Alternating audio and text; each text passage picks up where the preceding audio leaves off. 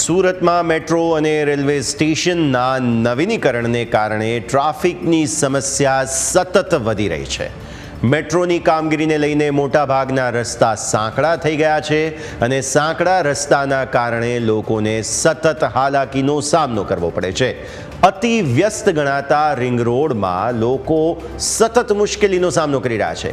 સહારા દરવાજા, રેલવે ગરનાળા વિસ્તારોમાં તો લોકો સતત જ ટ્રાફિકથી પરેશાન હોય છે. આ ડ્રોન તસવીરો નિહાળો, કેટલી મોટી વાહનોની કતાર અહીં જોવા મળી રહી છે.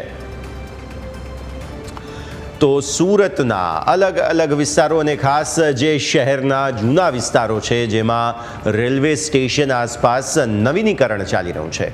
આ જે નવીનીકરણ છે તેને લઈને અને સાથે સાથે મેટ્રોની કામગીરીને લઈને લોકો સતત ટ્રાફિકની સમસ્યાથી પરેશાન છે. માત્ર 5 કિલોમીટરનો રસ્તો કાપવા માટે પણ 20 મિનિટથી વધુનો સમય લાગી જાય છે.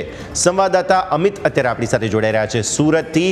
અમિત, સુરતના લોકો હેરાન પરેશાન છે ટ્રાફિકની સમસ્યાથી. વારંવાર ટોકવા છતાં પણ શા માટે યોગ્ય કાર્યવાહી નથી થતી?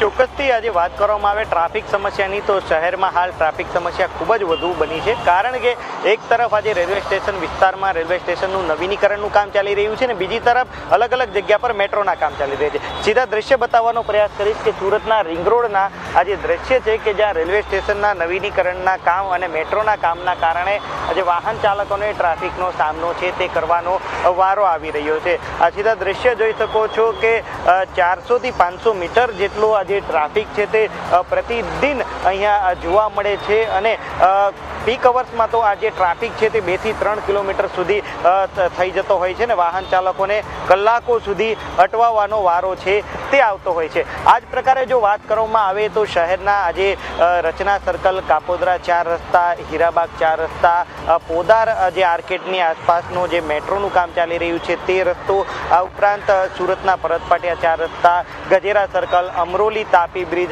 આ તમામ રસ્તાઓ છે પીક અવર્સમાં આજે મેટ્રોની કામગીરીના કારણે સાંકડા થઈ ગયા હોવાના કારણે અને ક્યાંક બ્રિજનું કામ ચાલતું હોવાના કારણે જે છે તે સાંકડા થઈ ગયા છે અને વાહન ચાલકોને કલાકો સુધી આ રસ્તા પર અટવાવું પડે છે. અને ખાસ કરીને વહેલી સવારે 7 થી 8 વાગ્યાની વચ્ચે અને બપોરે 2 થી 3 વાગ્યા વચ્ચે, આ ઉપરાંત જે સાંજના સમયે જે 6 થી 8 વાગ્યાની વચ્ચે વાહન ચાલકો છે તે ખૂબ જ અટવાય છે. ટ્રાફિકનો સામનો તેમને કરવો પડે છે અને રસ્તા જે કામગીરીને લઈને સાંકડા કરાયા છે તેને લઈને હાલાકીનો સામનો કરી રહ્યા છે. જોકે મહાનગરપાલિકાએ પણ આ ટ્રાફિકની સમસ્યાને લઈને મેટ્રોની કામગીરી કરનાર અધિકારીઓને ટકોર કરી છે કે જે જગ્યા પર કામગીરી પૂરી થઈ હોય ત્યાં તાત્કાલિક અસરથી બેરિકેડ હટાવી લેવામાં આવે અને રસ્તો છે તે ખુલ્લો કરવામાં આવે. જોકે ઘણી જગ્યાઓ પર રસ્તા ખુલ્લા થતાં થોડીક રાહત મળી છે, પરંતુ કામગીરી ચાલુ હોવાને લઈ હજુ પણ વાહન ચાલકોને ટ્રાફિકનો સામનો કરવો પડે છે. જી, હવે અમિત, એ સમજવાની કોશિશ કરીએ, કારણ કે જે પ્રકારે કામગીરી ચાલી રહી છે નવીનીકરણ વગેરેની, શું વૈકલ્પિક વ્યવસ્થાઓ પહેલાં તો કરવામાં આવી છે તંત્ર દ્વારા કે નહીં? અને બીજો મુદ્દો, સુરતનું પબ્લિક ટ્રાન્સપોર્ટનું સ્ટ્રક્ચર કેવું છે? શું લોકો જો પર્સનલ વાહનો ઓછા ઉપયોગ કરે અને પબ્લિક ટ્રાન્સપોર્ટનો ઉપયોગ કરે તો શું આ સમસ્યાનો હલ આવી શકે? અમિત,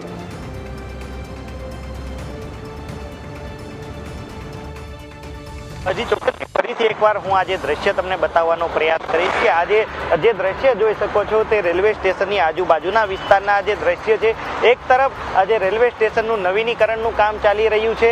રેલવે સ્ટેશનનું જે પ્રકારે જે સ્ટ્રક્ચર બની રહ્યું છે કે મલ્ટી ટ્રાન્સપોર્ટેશન હબ જે બની રહ્યું છે તે ટ્રાફિક નિવારણ માટે બની રહ્યું છે. કારણ કે રેલવે સ્ટેશનની આસપાસનો જે વિસ્તાર છે વર્ષોથી આજે ટ્રાફિકમાં ગરકાવા વિસ્તાર છે અને હવે આ વિસ્તારને ટ્રાફિક મુક્ત કરવા માટે મલ્ટી જે ટ્રાન્સપોર્ટેશન હબ છે તે બનાવવામાં આવી રહ્યું છે. રેલવે સ્ટેશન પરથી જ લોકોને જે સિટી બસ મળી જાય, આ ઉપરાંત BRTS મળી જાય, આ ઉપરાંત જો કોઈ અન્ય જગ્યા પર જવું હોય તે જે રાજ્ય વાહન વ્યવહાર છે તેની ST બસ પણ ત્યાંથી જ એક જ જગ્યા પરથી મળી જાય તે પ્રકારનું આયોજન કરાઈ રહ્યું છે. આ ઉપરાંત જે વાહન ચાલકોને જે રિંગ રોડ જવું છે તો તે ડાયરેક્ટ રેલવે સ્ટેશનનું બ્રિજ ચડીને રિંગ રોડ આવી શકે તે પ્રકારની સુવિધા કરવામાં આવી રહી છે. તેને જ લઈને હાલ આ ટ્રાફિક સર્જાયું છે. વર્ષોની સમસ્યાનું નિરાકરણ છે. હજુ જે આ મલ્ટી જે ટ્રાન્સપોર્ટેશન સ્ટેશન હબ બન્યા બાદ આવી શકે છે, એટલે કે હજુ 3 થી 4 વર્ષ સુધી આ ટ્રાફિકમાં સુરતીઓને હેરાન થવું પડશે. અને બીજી તરફ જે પ્રકારે રિંગ રોડના જે દ્રશ્ય જોઈ શકો છો, ત્યાં લોકોને પર્સનલ વાહન લઈને જવું પડી રહ્યું છે, કારણ કે ટેક્સટાઇલ ઉદ્યોગ સાથે આ જોડાયેલો રોડ છે.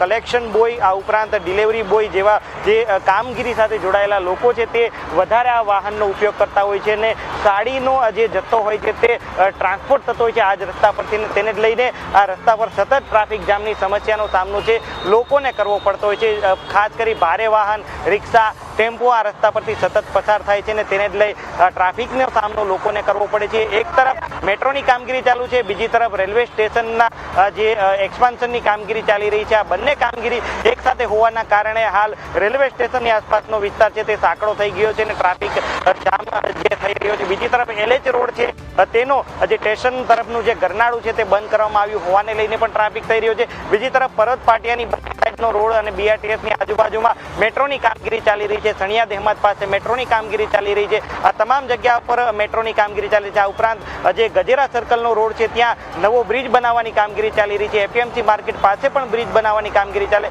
એટલે કે એક સાથે આટલા બધા બ્રિજની કામગીરી અને નવીનીકરણ અને મેટ્રોની કામગીરી હોવાના કારણે સુરતીઓ છે તે ટ્રાફિકમાં અટવાવા મજબૂર બન્યા છે.